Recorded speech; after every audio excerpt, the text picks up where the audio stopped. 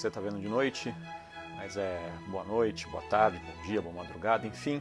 Independente do período em que você esteja assistindo esse vídeo, tudo de bom para você. Estamos de volta com um pouquinho de atraso, tentando superar os problemas técnicos, uma produção caseira, estilo Bolsonaro de produções.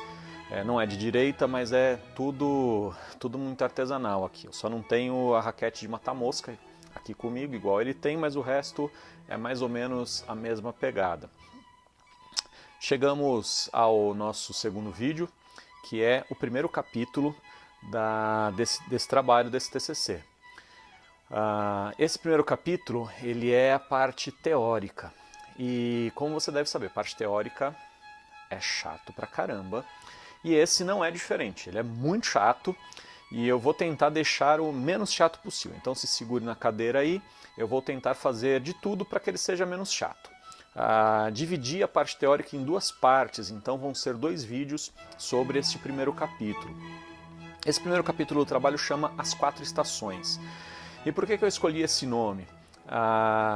Porque é o seguinte, se você perguntar para um teólogo o que são as 4 estações, primavera, verão, outono e inverno, ele provavelmente vai dizer assim, olha, é a providência de Deus, é o cuidado de Deus, é o poder de Deus se manifestando, enfim, vai dar uma série de explicações. Se você perguntar para um físico, ele vai dizer, olha, é rotação, translação, é a órbita em torno do Sol, da Terra, tal, aquela coisa toda. Aí, se você perguntar para um artista o que são as 4 estações, ele vai dar uma outra explicação. Vivaldi foi um músico alemão, século XVIII, se não me engano, era padre e músico, e ele fez um concerto chamado As 4 Estações. Então, cada momento dessa apresentação, dessa composição que ele fez, representa uma das 4 estações e é tocado de uma forma diferente, conforme ele sentia cada uma das estações. Então, entende? Tem uma explicação diferente do que é o mundo. E qual é a explicação que está certa? A do teólogo, a do físico ou a do músico? Cada uma se preocupa de um aspecto da vida e elas não precisam ser antagônicas e contraditórias, elas não precisam ser inimigas. Então, por isso eu escolhi como nome desse primeiro capítulo As 4 Estações. E aí, o fundamento teórico tem 2 grandes autores com os quais eu vou discutindo ao longo desse trabalho. O primeiro é Max Weber e o segundo é Peter Berger. Nesse primeiro momento eu quero explicar a teoria do Max Weber. Claro, não é uma aula de Weber, eu não sou especialista em Weber, eu não sou weberiano, enfim, eu sou apenas um curioso que estudou algumas obras do Weber, alguns livros, e eu me apropriei de alguns conceitos simples até dele para que ele me ajudasse nesse trabalho. Eu me valho de 2 conceitos dele e tento explicar esses 2 conceitos porque ele é importante. O Max Weber, eu já falei no outro vídeo, ele tem um dos livros mais importantes do século XX, foi escolhido pela Folha o livro de não ficção mais importante, chamado A Ética Protestante e o Espírito do Capitalismo. E lógico, ele tem uma série de outras obras, ele é um dos pais da ciência chamada sociologia, então o cara é muito bom. Ele não é necessariamente um religioso, apesar da família dele ser religiosa, eu não sei dizer se ele era ou não era. Ele era descendente de huguenotes, dos huguenotes, os familiares dele eram huguenotes, eu não sei se ele era dessa igreja ou não, mas enfim, ele é um cara muito importante dentro do ramo da sociologia e um dos princípios que ele propõe dentro da sociologia é a comparação entre as religiões. E aí, nessas comparações que ele faz entre as grandes religiões mundiais, ele mostra que as diferentes culturas estão fundamentadas nas diferentes religiões. Então, por que o Ocidente é tão diferente do Oriente? Ora, por causa da religião. A religião dos dois é diferente e assim eles têm resultados diferentes, eles têm expectativas culturais muito diferentes, tá? E aí um conceito básico que eu uso aqui é desencantamento do mundo, é desencantamento e secularização. É um conceito interessante porque ele vai analisar a história das religiões até que chegue na sociedade ocidental, que se desprende da religião. Eu me apropriei dessa interpretação de um professor chamado Flávio Pierucci, professor da USP, professor que eu já mandei um e-mail para ele, ele nunca me respondeu. Então, Pierucci, se de repente você estiver assistindo esse vídeo, cara, responde meu e-mail. Faz uns 10 anos que eu te escrevi, dá uma olhada lá na tua caixa, deve estar lá ainda, se você não apagou. Se você apagou, falei, eu queria conversar com você, cara. Mas enfim, conforme o Pierucci, desencantamento é um processo em que passaram religiões, sociedades que tinham domínio de uma religião chamada encantada. O que é essa religião encantada? É muito parecido com o que a gente tem hoje ainda no Brasil das religiões animistas, as religiões de matrizes africanas e, infelizmente, os evangélicos neopentecostais. Tem muito dessa coisa encantada. Então, na religião encantada, na sociedade encantada e na religião encantada, não é encantada de Walt Disney, tá? Então, as coisas elas têm poder. Objetos eles podem dar sorte ou dar azar. Você provavelmente já ouviu falar de alguém que coloca a vassoura atrás da porta para uma visita indesejada e ir embora mais rápido. Alguém que anda com um patuá pendurado no pescoço, porque isso vai lhe proteger. Você já ouviu falar, obviamente, da varinha de condão. Então isso é uma religião encantada, o mundo é encantado. As coisas elas têm uma vida própria. E aí você manipular essas coisas, se você fizer o sacrifício certo, no local certo, o universo, as forças cósmicas vão ao seu favor. Então se você colocar os móveis da sua casa da maneira certa, tudo vai bem. Se você colocar do jeito errado, tudo vai mal. Se você colocar o Buda virado de costa para a porta, dá sorte, de frente dá azar. Entendeu? Essas coisas, esse é o mundo encantado. E aí, Weber ele diz que há um processo de desencantamento do mundo. Que esse processo ele foi visto em especial com os profetas do Antigo Testamento. Que as coisas já não tinham mais poder. Então uma das críticas é, olha, o ídolo não é nada. O sacrifício ele não é nada. Deus dos exércitos ele não quer que você faça sacrifícios, ele quer que você rasgue o seu coração. Então passa de uma religião encantada para uma religião ética. O problema de Israel não era porque Israel não guardou a Arca da Aliança. O problema de Israel era porque Israel pecou. Esse era o problema. Então essa é a questão ética. E isso vai chegar também no Novo Testamento. Os apóstolos eles têm essa religião ética de desencantamento, tem uma luta entre o mundo encantado e a religião ética.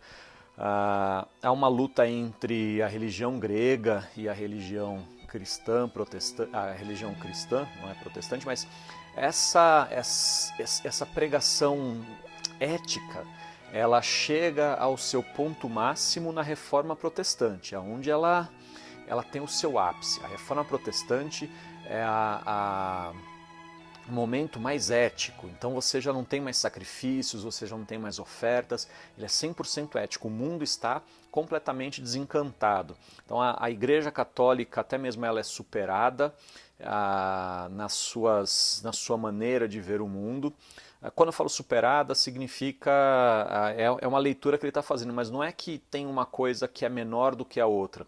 Weber ele não está discriminando e dizendo assim, olha, o mundo encantado é menos importante que o mundo O mundo encantado não é menos importante que o mundo desencantado. Não é isso. Ele está falando que são etapas que a humanidade, pela qual a humanidade passou. Ele está apenas fazendo uma leitura, não tá fazendo juízo de valor. Então, de repente, você que está assistindo esse vídeo é parte de uma religião animista, não quer dizer que você seja menor do que quem está numa religião evangélica. Não é isso. Não é isso que ele está falando. Ele está falando apenas que foram desdobramentos e acontecimentos ao longo da história.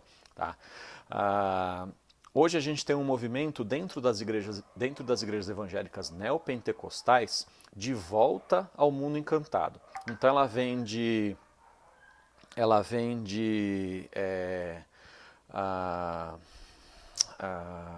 produtos, sabonetes, ela vende óleo ungido, então todas essas coisas, miniatura da Arca da Aliança de Deus, então todas essas coisas trazem sorte para você. Então essas igrejas evangélicas, elas retrocederam a uma pregação da Idade Média e elas voltaram a ter um encantamento.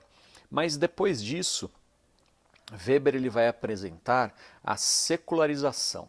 Secularização é a racionalização avançada. Aonde tinha a voz aos profetas do Senhor, agora tem a voz à ciência. Então, para você ter uma ideia, tem o mesmo peso um profeta do Antigo Testamento dizer assim diz o Senhor dos Exércitos. E num cientista diz assim, está cientificamente comprovado.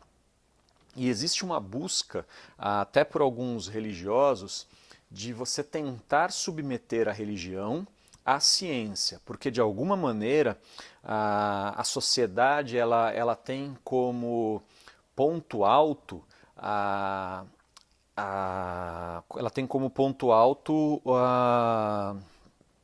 formação do pensamento científico. Então não importa muito como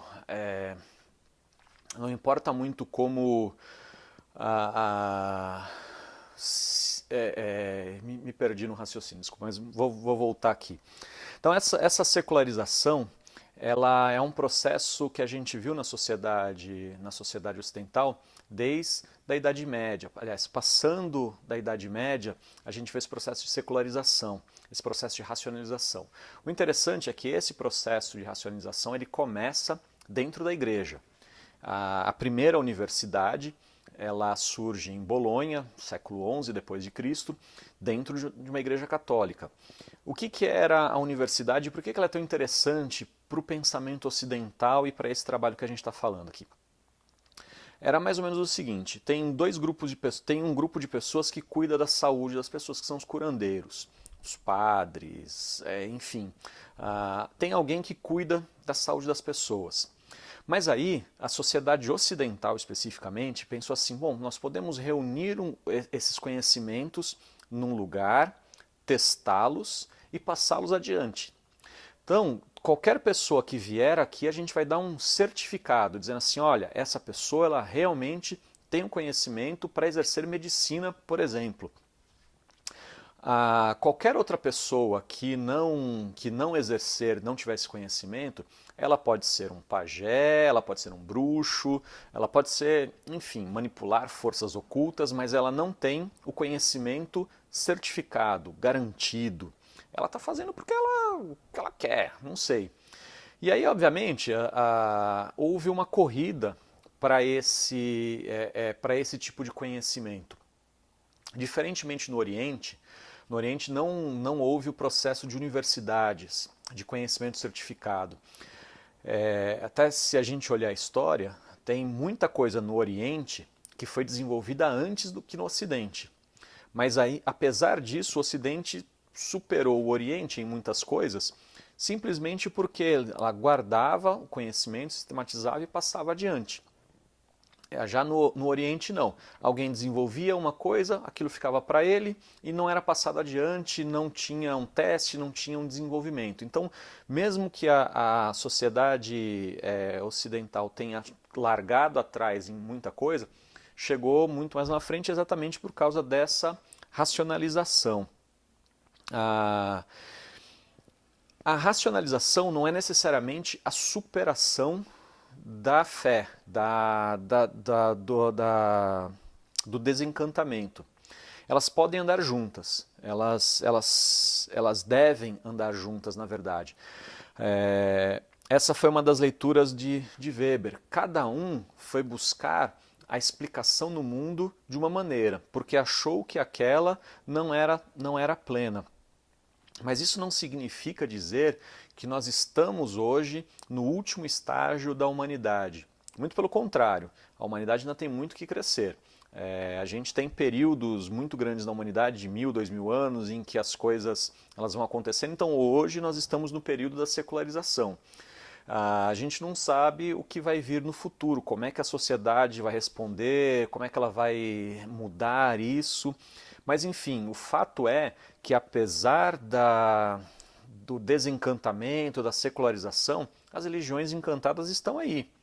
As pessoas continuam dando respostas num mundo encantado. O horóscopo é lido todos os dias por milhões de pessoas que acreditam fielmente que a sua vida é comandada pelos astros. As religiões desencantadas, elas estão aí, as religiões éticas, elas estão aí. A secularização está aí. O que não pode acontecer, isso na minha leitura, é que a busca de Deus seja por meio da ciência. As duas coisas elas podem andar separados. A busca da verdade não precisa estar no final de um experimento. Existe, isso eu vou falar depois lá nesse trabalho, existe conhecimentos objetivos e conhecimentos subjetivos. Então a ciência não é a resposta para todas as coisas, assim como a religião não é a resposta para todas as coisas. A gente precisa da arte também como resposta para muito do que a gente precisa. Enfim, é dessa maneira que eu vou tentar mostrar depois, é baseado no Weber, que eu vou tentar mostrar depois, como fé e razão andaram juntos e depois eles acabaram se separando. Aliás, como a razão é fruto da fé, na verdade, é um desdobramento da fé. Enfim, é isso. Obrigado por assistir esse vídeo. Queria aproveitar e agradecer às pessoas que acessaram o primeiro vídeo. A minha meta eram 10 acessos, a última vez que eu olhei nós estávamos em 45 acessos, ou seja, eu estou melhor que a Dilma Rousseff. Eu não só dobrei a meta, eu multipliquei por 4 a meta, que eu não lembro como é que multiplica por 4, é quadruplica, é isso aí. Nós fomos muito além da meta. Então, para este vídeo, eu não vou estabelecer uma meta, mas, enfim, eu espero que eu vá muito além da meta. Queridos, tudo de bom para você. Acredite você em Deus ou não, que Deus te abençoe. E quando eu falo Deus te abençoe, acredite, eu estou desejando coisas boas sobre a sua vida. Muito obrigado.